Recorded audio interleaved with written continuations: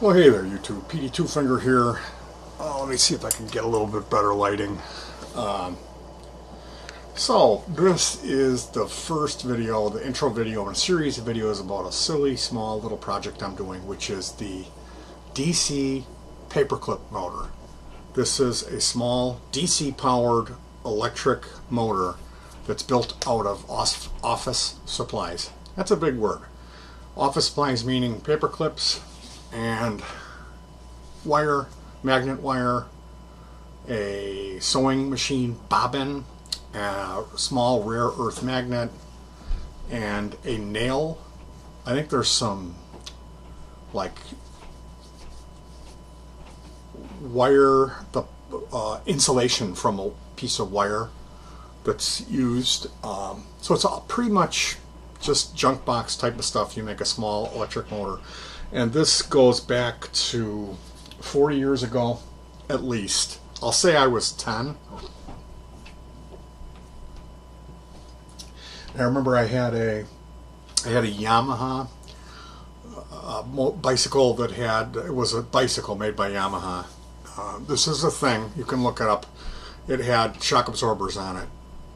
The same suspension that their YZ80 had, it had the same shock. So my brother ended up cracking the frame on that, but it was a great bike while it lasted. This was very early on in the BMX craze. So I'm on my Yamaha riding around, and I remember garbage picking this book. It was part of a Time Life series of books, and it was called Energy. It was dark tan, almost a brown book, had the Time Life emblem on it, and I guess you would pay them a certain fee and you would get a book a month, and you would end up with a set. You know, there was one, I know there was one on reptiles because my brother had that, and I recently found a copy of that one and purchased it for him. So that Energy book, I bet you it's in my hutch right now. If I went and looked, it's probably still there. And in that book they had a single project where it showed you how to make this DC motor out of paper clips. You needed a small board as the base, 1, 2, 3 paper clips, some insulated wire, some DC batteries. They were showing it with these old cylindrical, I don't know, 6-volt cells, 2 of those wired in series, so it was 12 volts, and then 2 larger diameter nails, almost like, forgive the expression, but like Jesus nails, like big nails. So the idea would be you would have the 2 nails nailed into the board, and you would wrap wire around them and connect that as a circuit to make an electromagnetic field around both of these wires. And then you would open up part of the paper clip and roll it into a circle, and roll that into the circle on either side, and use the thumbtacks, 4 thumbtacks to secure those paper clips. So you would have 2 standing rods in between these 2 nails with curlicues in them. And with the curlicues you would stick in another paper clip that had the ends bent out sideways as little axles, so that paper clip could spin in those 2 that were held that had the curlicues wrapped around, that would work as an axle shaft. Follow me?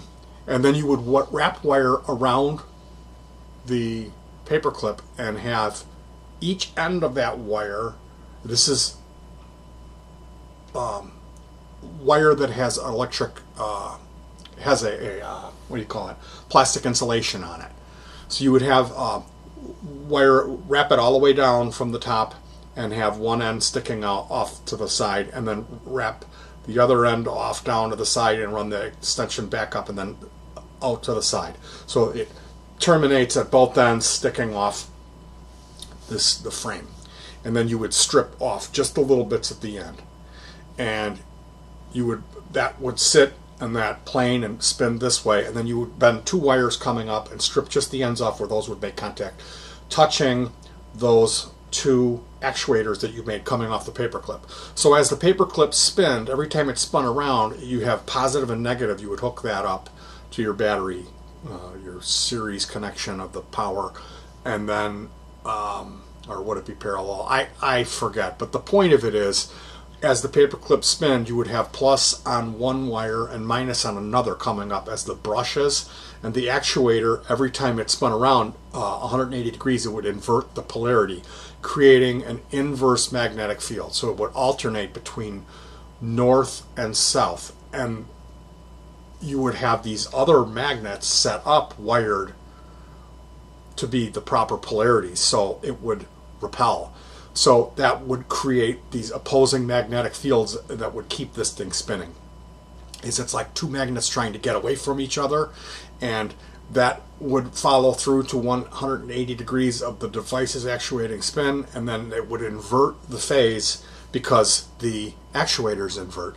So I was able to comprehend that at a young age, and it just blew my mind. And I thought, if I made this paperclip motor, I would quickly elevate myself to be the kingpin of whatever kingdom I was ruling in my mind at the time. So I set out to make that motor, and I failed, and it devastated me. And I continued to try to modify it and adjust it. And there really wasn't any like heads up or warning. It was just like, build this motor, and there was a picture of it spinning where you saw a time-lapse photo of it, that it indeed was spinning, and there was no finger involved. You had to start it with your finger, but I went through like a 4-year period of rebuilding and building that, and it never moved a millimeter. And that put me off of DIY for a long time, which is kind of a shame, because the next thing that I did was involving music, was building a pedal board and using power supplies, like whatever we had back then in the early 70s, was not much. So, and not having really, I was like twisting wires together and taping them. I wasn't really soldering stuff properly. So there was a long period between when I was 10 and when I was 17 or 16. I was 16 when I did that pedal board. That was 6 years where I could have been playing around with DIY, that I didn't because of this motor. So recently I was on YouTube and I ran into some basic motor design stuff, and sure enough I ran across this same motor, the paperclip motor that was in the Time Life book, and it's spinning. The guy demonstrates it. It's very lackluster. It's just it kind of spins around. It's very non-climactic, and he states, the guy in the video is an older guy, he sounds like he's about 65 years old, he states that it pushed him to the brink, trying to get that thing to spin, that it was almost impossible, and he kept he didn't give in, and he kept these minute adjustments, and finally got it, ran it off a house current or whatever he needed to do to get this thing to work. So that really was an eye-opener for me, that how many other kids or even adults had tried to build this thing, and it, for a science fair project or for a Cub Scout thing, or just for the fun of it, just something to do over the winter. And then it consumed so much of my life and put me off so much, was kind of a big deal for me coming up. I don't take well to failure. I tend to follow through and complete my goals, and there really isn't much, if I go back and think of my life, of the one that got away, the circuit that I couldn't get going. There really isn't. It's a very small list. And this is at the top of it, this DC motor. So I'm looking on YouTube, I find that one. Oh my goodness, it was impossible even for the seasoned motor expert to get going. No wonder.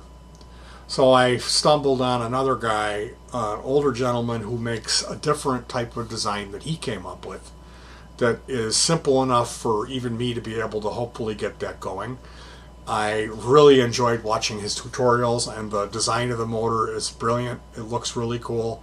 So I ordered, it was like $3 worth of stuff, $1.49 for some jumbo paper clips, another 99 cents for a smaller pack of paper clips, and then a bag of 10 3mm by 3mm rare earth neodymium, dunum magnets. And that stuff has now arrived. I made the coil last night. I've got my project kit case with my stuff in it, and my micrometer, my multimeter, my hammer, for bending paper clips, and my vise, Oh man, I'm gonna be sore tomorrow. I got everything all ready to go. I got like my linesman player kit. Brand new, not used yet. Look at that. For bending the paper clips. I'm all ready to go. So at the time, this is going back a couple weeks now, I had gotten an email that I was expecting a package from UPS, and I'm like, what is this? I spent like an hour looking through all my tracking numbers and trying to figure it out.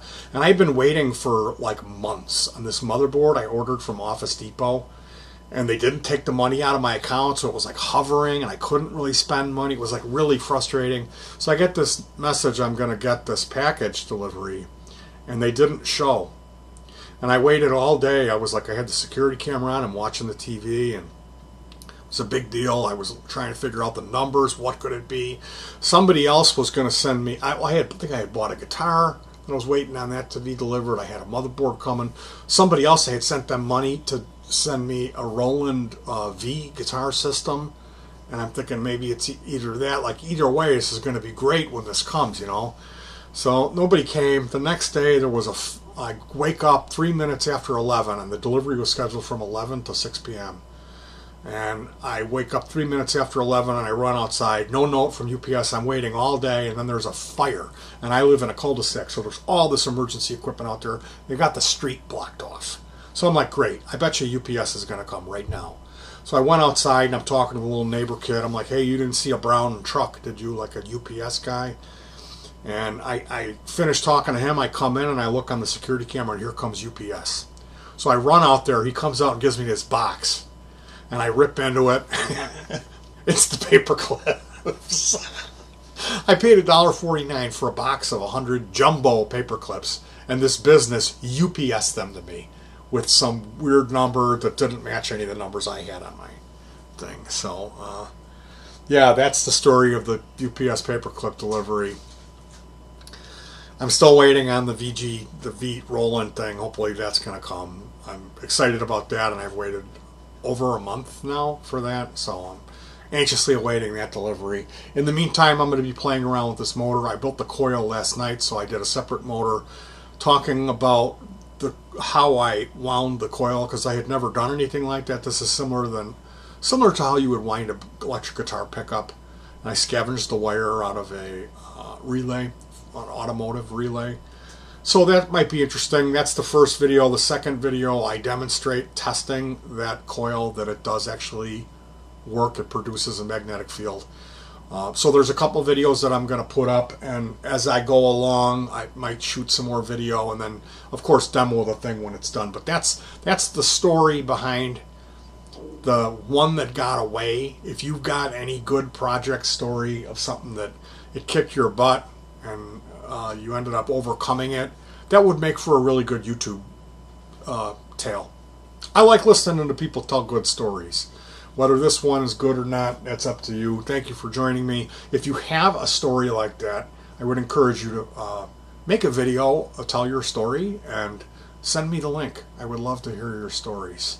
Or if you're not the type of person who enjoys running their mouth on a camera and then having to upload that and watch yourself on TV, type it out and put it in the comments section. Thank you for joining me. Stay tuned for more paperclip DC motor follies, my new hobby. Peace.